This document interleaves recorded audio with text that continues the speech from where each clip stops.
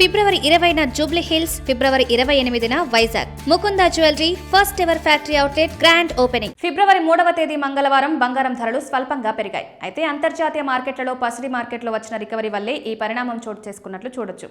అయినప్పటికీ బంగారం ధరలు భవిష్యత్తులో మరింత తగ్గే అవకాశం ఉందని నిపుణులు పేర్కొంటున్నారు. ముఖ్యంగా ఈక్విటీ మార్కెట్లలో వచ్చిన ర్యాలీ వల్లనే ఇన్వెస్టర్లు తమ పెట్టుబడులను స్టాక్ మార్కెట్ల వైపు తరలించే అవకాశం ఉందని, ఫలితంగా బంగారం, వెండి ధరలు తగ్గే వీలుందని నిపుణులు అంచనా వేస్తున్నారు. తాజాగా అమెరికా అధ్యక్షుడు భారత ప్రధాని నరేంద్ర మోడీకి ఫోన్ కాల్ చేసి అమెరికా భారత్ ట్రేడ్ డీల్ను ప్రకటించారు. ఈ ఒప్పందంలో భాగంగా అమెరికా ఇప్పటి వరకు భారత వస్తువులపైన విధిస్తున్న పరస్పర రెసిప్రోకల్ సుంకాలను 25 నుంచి 18% తగ్గిస్తూ నిర్ణయం తీసుకుంది. ఇది చారిత్రాత్మకమైన డీల్ అని నిపుణులు పేర్కొంటున్నారు.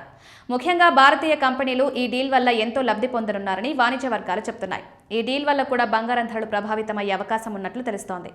ప్రస్తుతం అంతర్జాతీయ మార్కెట్లో చూసినట్లయితే ఔన్స్ బంగారం ధర $4,907 పలుకుతోంది. నిన్నటి కన్నా కూడా $227 పసిడి ధర పెరిగినట్లు గమనించవచ్చు. మరోవైపు 22 క్యారెట్ల 10 గ్రాముల ధర $151,800 పలుకుతోంది. నిన్నటితో పోలిస్తే $6,862 పొలికినట్టు చూడొచ్చు. కేజీ వెండి ధర $2,65,000 పలుకుతోంది. నిజంగా బంగారం ధరలు తగ్గడానికి ప్రధానంగా అంతర్జాతీయ మార్కెట్లో చోటు చేసుకున్న పరిణామాలు కారణమని చెప్పొచ్చు. గడిచిన వారం రోజుల్లో గమనించినట్లయితే బంగారం ధర ప్రతిరోజు తగ్గడం చూడవచ్చు. బంగారం ధర ఆల్ టైమ్ రికార్డుతో పోల్చి చూస్తే దాదాపు $35,000 తగ్గింది. అయితే బంగారం ధరలు ఈక్విటీ మార్కెట్లు మరింత పుంజుకున్నట్లయితే భవిష్యత్తులో బాగా తగ్గే అవకాశం ఉందని అంచనా వేస్తున్నారు.